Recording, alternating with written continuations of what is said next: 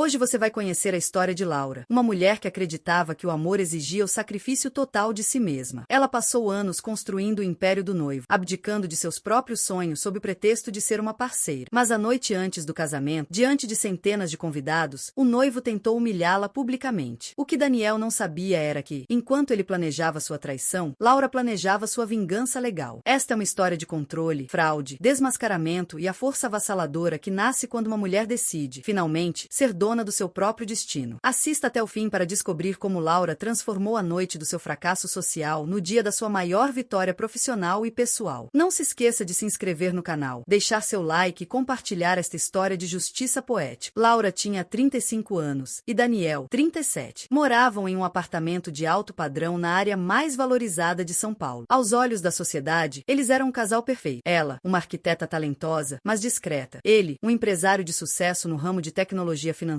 carismático e ambicioso. O casamento estava marcado para dali a 3 meses, com uma celebração que prometia ser o evento social do ano. Mas a solidez daquela relação era, na verdade, uma estrutura construída sobre areia fina, sustentada unicamente pelo sacrifício silencioso de Laura. Daniel era um mestre na arte sutil da manipulação psicológica. Ele não gritava nem batia portas como a esposa de Ricardo na história anterior. O método dele era mais insidioso, o desdém velado. Laura havia adiado a abertura de seu próprio estúdio de arquitetura por 4 anos, convencida por Daniel de que era mais inteligente investir seu capital intelectual e tempo apoiando a expansão da Techfin, a empresa dele. Nós somos uma equipe, meu amor, ele dizia, enquanto a colocava para gerenciar planilhas complexas de custos de escritórios, tarefas que estavam muito abaixo de sua formação. Quando ela tentava expressar uma ideia para um novo projeto pessoal, ele a olhava por cima dos óculos de armação fina e respondia com um sorriso condescendente. Que fofo, meu bem. Você sempre com essas suas ideias de artesã. Deixa os negócios pesados comigo. Você cuida da estética da nossa vida. Um dos episódios mais marcantes de seu casamento era a gestão financeira. Embora tivessem contas conjuntas para as despesas da casa, Daniel insistia em ter controle absoluto sobre os investimentos maiores. Há 6 meses, quando Laura soube de uma oportunidade imperdível de investimento em um pequeno fundo imobiliário em Portugal, algo que ela pesquisou sozinha e que prometia um retorno seguro, Daniel reagiu com frieza. Ele não explodiu. Ele simplesmente desdenhou. Você está lendo sites estrangeiros demais, Laura. Isso é risco desnecessário. Deixa que eu cuido do nosso capital. Você sabe que o meu faro é melhor. Ele usou o dinheiro que seria destinado à reforma do hall de entrada, projeto de Laura, para fazer uma aquisição arriscada para a Techfin, que ele mais tarde classificaria como um triunfo estratégico, ignorando o plano original dela. Apesar desse controle opressor, Laura mantinha-se fiel à ideia de que grandes homens têm grandes egos e que a estabilidade que Daniel proporcionava valia o preço. Ela se agarrava às viagens luxuosas, aos jantares sofisticados onde ela era anfitriã impecável, e aos momentos raros em que ele demonstrava um afeto genuíno, que serviam como combustível para aguentar os meses de frieza. No entanto, o desgaste estava cobrando um preço alto. A aura de estabilidade que ela projetava estava se desfazendo por dentro. Ela havia se tornado uma sombra, uma executora de luxo da vida de Daniel. Nos últimos 2 meses, a tensão aumentou. Daniel passou a ter reuniões noturnas frequentes no escritório, e o celular estava sempre com a tela virada para baixo. Laura, que antes não ousava bisbilhotar, começou a sentir um arrepio na espinha. Uma intuição silenciosa, a voz que ela havia silenciado por anos, começou a sussurrar que algo estava muito errado. A chave para a verdade não veio de uma briga, mas de sua competência profissional. A Techfin estava passando por uma auditoria interna para uma rodada de investimentos Série B. Como Laura havia ajudado a estruturar o layout financeiro do escritório e tinha acesso a sistemas secundários para projetar orçamentos de expansão, ela notou uma série de transferências recorrentes e incomuns para uma conta PJ que não correspondia a nenhum fornecedor conhecido. Com a paciência que Daniel havia lhe ensinado a ter nas situações de pressão, Laura, usando softwares forenses básicos que ela tinha em casa para monitorar projetos, rastreou o destinatário, uma consultoria de marketing digital recém-aberta, registrada em nome de Patrícia Campos, a recém-promovida e enigmática sócia júnior de Daniel. A traição física era dolorosa, mas a traição financeira, o desvio do dinheiro que era deles, que era dela, a roubou a capacidade de simplesmente chorar. Aquele desvio não era apenas um deslize, era uma prova de que Daniel a via como uma fonte de recursos a ser explorada até o fim, e não como uma parceira. Ele não apenas a traía, ele a estava roubando enquanto mantinha ocupada arrumando as flores da mesa. A decisão foi tomada naquele instante. Se a vida dela estava sendo desmantelada em segredo, a exposição de Daniel seria um ato público e total. A festa de 10 anos de relacionamento e 2 anos de noivado foi planejada para ser o auge da falsa prosperidade do casal. Daniel insistiu que fosse um evento grandioso, um show de sucesso. Laura concordou com tudo, mas com uma diferença crucial. Ela reescreveu o roteiro. Ela manteve o luxuoso suntuoso salão no Morumbi. Convidou centenas de pessoas. Os pais de Daniel, que eram tradicionalistas e severos com a imagem pública. Os pais de Laura, que amavam incondicionalmente. Sócios de Daniel, amigos que haviam testemunhado as piadas dele sobre a ingenuidade dela. E, claro, Patrícia Campos, que foi convidada formalmente como parceira de negócios importante e a novamente criativa. Por trás do sucesso recente de Daniel, uma ironia que Laura saboreou em segredo. Laura estava deslumbrante em um vestido branco, o mesmo que usaria no casamento, mas com um corte mais moderno, quase desafiador. Ela sorria, bebia champanhe e sustentava a mão de Daniel com firmeza. O clima era de euforia controlada. Daniel, no auge de seu ego, sentia-se vitorioso. Ele acreditava que Laura estava finalmente aceitando seu papel secundário de forma completa. Após o jantar de gala, enquanto os músicos se preparavam para tocar a valsa que havia sido ensaiada para o casal do ano, Laura pediu a palavra, com um brilho nos olhos que Daniel, em sua arrogância, interpretou como felicidade nupcial. Laura segurou a taça de champanhe, sentindo o gelo da bebida contrastar com o fogo de sua determinação. Ela caminhou com passos firmes até o centro do palco, onde um painel de LED gigantesco exibia um slideshow com fotos do casal. Daniel a seguiu, confuso com a antecipação em seu olhar, mas ainda sorrindo para os convidados, pensando que ela faria um discurso de agradecimento emocionante. Ele pegou o microfone dela, pronto para assumir o controle, como sempre fazia. Daniel, com voz alta e embriagada pela própria importância. Minha querida Laura, obrigado por essa noite espetacular. Ela é a prova de que estamos no caminho certo para... Laura, com uma agilidade inesperada, tomou o microfone de volta. O sorriso dela era gélido, um contraste absoluto com a imagem de noiva radiante. Laura, perdão, Daniel, eu preciso assumir daqui. Esta noite não é sobre nós. É sobre a verdade que você se esforçou tanto para enterrar. O sorriso de Daniel congelou. Os convidados ficaram em silêncio, sentindo a mudança abrupta no tom. Laura, muitos de vocês vieram celebrar 10 anos de parceria e o futuro casamento entre a Techfin e o sonho de Laura. Mas Daniel, você se esqueceu que eu, Laura, não sou apenas a decoração da sua vida. Eu sou a arquiteta. Eu analiso estruturas. E a sua estrutura, Daniel, é podre. Ela apertou um botão em seu tablet que estava discretamente posicionado no pedestal do microfone. O slideshow de fotos românticas sumiu, substituído por um gráfico complexo em cores vibrantes no painel de LED. Laura, para aqueles que não entendem de balanço patrimonial, este gráfico ilustra a conta de despesas operacionais não essenciais da Techfin nos últimos 10 meses. Parece inofensivo, certo? Mas olhem para a coluna em vermelho. Esses são os pagamentos mensais para a consultoria Patrícia Campos.